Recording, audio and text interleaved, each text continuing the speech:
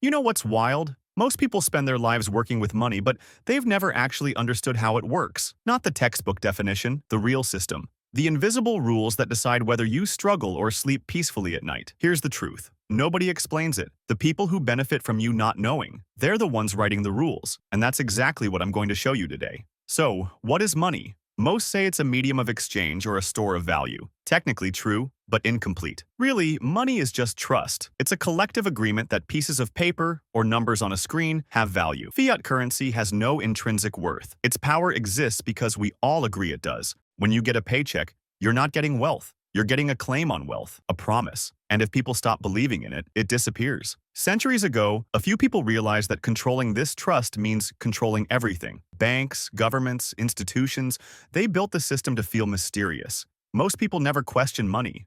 They just use it. And if they don't have enough, they blame themselves.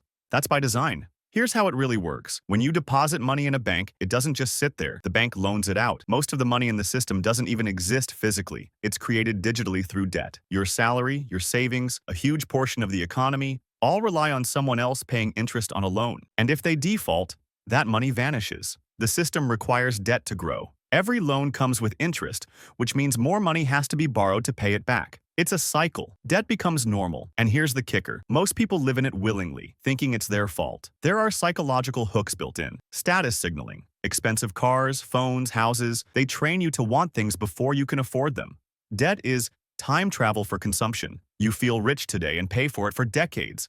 Meanwhile, the wealthy use the same tools differently. They borrow to invest, not to consume. They use debt to buy assets, businesses, properties, stocks. Their interest payments often come with tax advantages. The same system that enslaves most people creates wealth for those who understand it. Compound interest works wonders, but only when it's applied to assets. $10,000 invested at 10% over 40 years grows to over $450,000. But most people are too busy paying off debt to ever get there. Generational wealth gives the rich a head start, while the average person is just getting started in their 50s. Here's the key takeaway. Understanding how the system works doesn't free you automatically, but it stops you from blaming yourself. And once you understand it, you can start making different choices. Not perfectly, but differently. You can opt out of the traps. Stop overspending, stop buying status, and start letting money serve you, not the other way around. You probably won't become a billionaire, but you can build a life where money works for you. And that's everything. So, now you know how money really works. What will you do with that knowledge?